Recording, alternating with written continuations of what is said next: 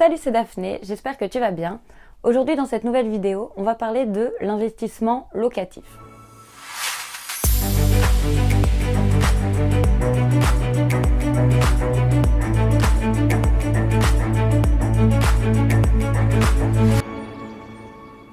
J'ai commencé ma chaîne en disant que j'allais faire une vidéo par semaine et sauf que là, je n'arrive pas à allier les deux parce qu'à côté, mon activité de conseillère en gestion de patrimoine se développe et j'aurai besoin de plus de temps pour conseiller les personnes qui viendront me voir et moins du coup pour cette chaîne vidéo qui me prend un temps de dingue. Alors j'ai décidé de faire une vidéo toutes les 2 semaines. Voilà. J'en étais où?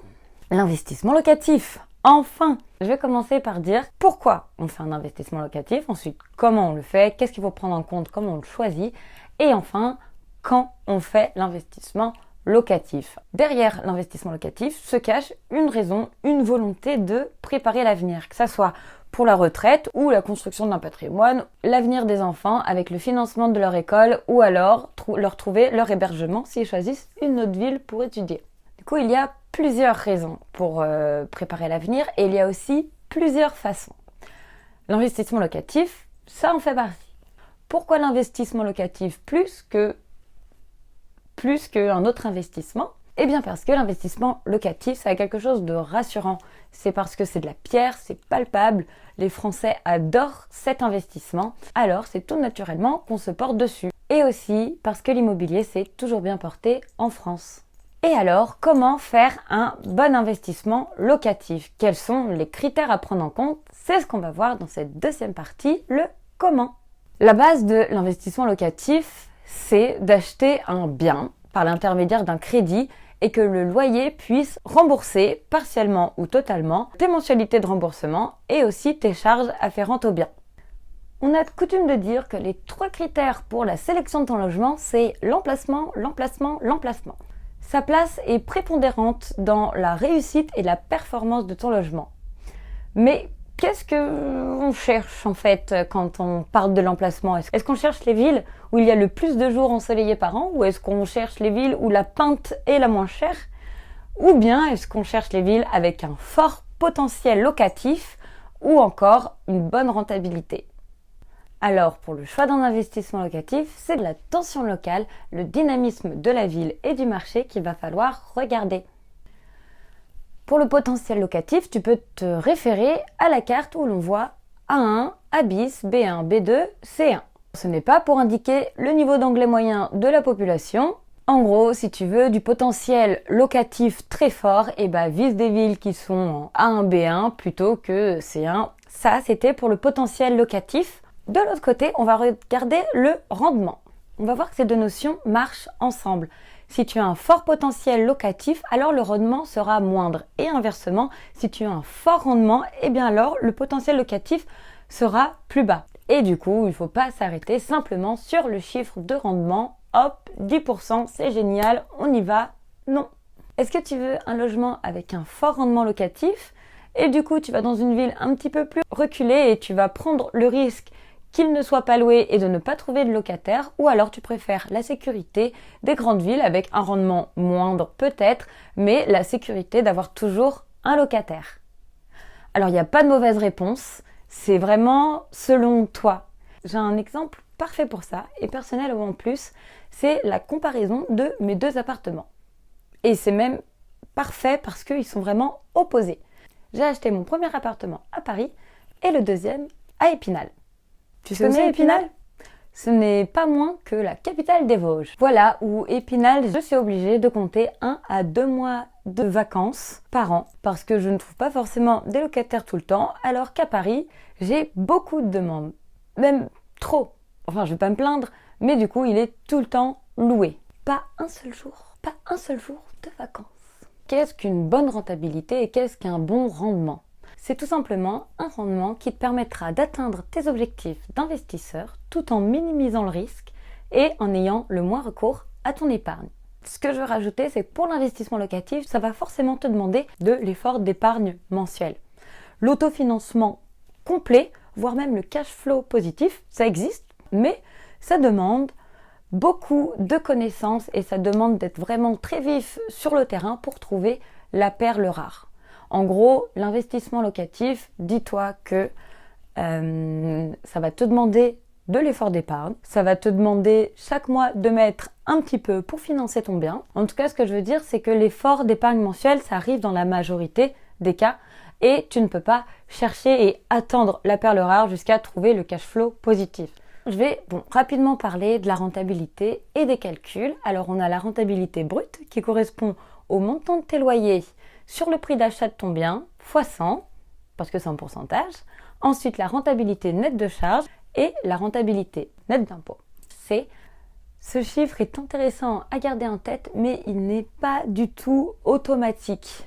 Chaque commune ou chaque région a des règles sur son foncier qui est propre, des charges propres, et en fait, on ne peut pas en faire une règle absolue. Il n'y a pas de règle absolue, il faut vraiment aller au cas par cas et il faut vraiment pousser dans les chiffres pour l'appartement que tu souhaites investir.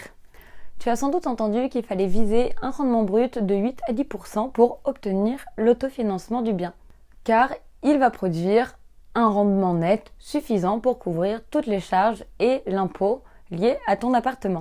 Alors si je prends le rendement brut de mes 2 appartements, j'ai Paris avec 5,8% de rentabilité et celui d'Épinal, j'ai 12,6% de rentabilité. Brut toujours, hein. Alors sur le papier, il n'y a pas photo, hein. Go pour Épinal. Mais dans la réalité, quand je fais le compte, eh bien mon appartement de Paris se finance presque tout seul. Parce que en ce moment, j'ai des travaux qui me coûtent un petit peu. Mais sinon, en termes de loyer, de charges et d'impôts, eh ben, j'arrive un petit peu à m'en sortir. Alors que mon bien d'Épinal me coûte de l'argent chaque année. Et même si j'imagine qu'il est loué H24. Alors, pourquoi mon appartement d'Épinal me coûte plus cher? Parce que quand j'ai acheté Épinal, je l'ai acheté forcément beaucoup moins cher que mon bien à Paris. Et pourtant, les charges que j'ai à Épinal sont du même acabit que celles que j'ai à Paris. Je paye la même chose, la même somme pour ces 2 biens. Et la taxe foncière d'Épinal est 2 fois plus chère que celle de Paris. Alors là, en fait, la taxe foncière, je ne sais pas si tu sais, elle sert pour les collectivités locales. Et en fait, elles vont financer les crèches, les écoles, les clubs sportifs, les activités culturelles. Et alors, plus la ville est riche, moins elle va avoir besoin d'argent et du coup, plus la taxe foncière sera faible. Plus ta ville est pauvre, plus elle aura besoin d'argent et du coup, elle va gonfler les prix des taxes foncières. La taxe foncière, c'est une charge que tu dois connaître avant d'acheter ton appartement. Ça, c'était pour mon exemple personnel, pour vraiment souligner, encore une fois, je souligne que la rentabilité, ça ne veut rien dire, que la rentabilité, c'est un premier indicateur, mais ça en reste là. Après le potentiel locatif, on parle de rentabilité, même si je l'ai un petit peu descendu, je pense vraiment que le point important, c'est le potentiel locatif. Et le 3e point, tous les investisseurs ne cherchent pas l'autofinancement directement, ou bien leur profil emprunteur ne permet pas d'y prétendre. Alors pour un investissement locatif, on est donc ouvert à un effort d'épargne pour une plus-value future. Et c'est notre dernier point, la plus-value. Le problème du rendement locatif, qu'il soit brut, net ou net-net, c'est qu'il ne prend qu'une photographie des flux entrants et sortants d'une année, sans prendre en considération la revente du bien. Alors que c'est la base d'un investissement locatif. Pourquoi on achète de l'immobilier? Eh bien pour les revenus qu'il va nous générer et pour le capital qu'on va pouvoir ressortir après. Alors pour intégrer cette donnée à la rentabilité globale d'un investissement, on parle de taux de rendement interne.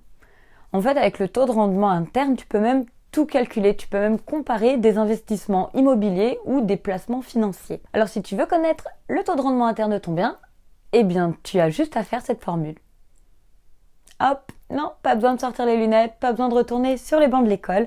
Tu peux simplement aller sur Excel. Tu vas trouver des tutos sur internet pour savoir comment faire, je vais pas te l'expliquer ici. La rentabilité peut être un indicateur essentiel pour une présélection, mais il faut le manier avec précaution et il ne faut pas s'arrêter à ça. Et le premier point important, c'est l'emplacement, qui va donner des indications sur le potentiel locatif, le dynamisme de ta ville et du marché et qui générera éventuellement une plus-value en cas de revente. Et la dernière question, le quand, eh bien, si ta capacité d'endettement le permet, go, vas-y, lance-toi. N'attends pas un appartement qui sonne à ta porte, qui vienne. Le meilleur moment pour commencer, c'est maintenant. Voilà un peu pour l'investissement locatif. Alors je te prépare des nouvelles vidéos sur la différence entre le neuf et l'ancien, sur la loi Pinel, sur comment louer ton bien. Alors du coup, abonne-toi si tu ne veux pas louper les prochaines. Je le dis, le redis, ça fait toujours plaisir d'avoir un abonné supplémentaire. Like ma vidéo si elle t'a plu, tu peux aussi la partager, tu peux faire tout ce que tu veux. Et j'espère que ces quelques minutes auront éclairé ta lanterne. Et sinon, je te dis à bientôt dans une nouvelle vidéo.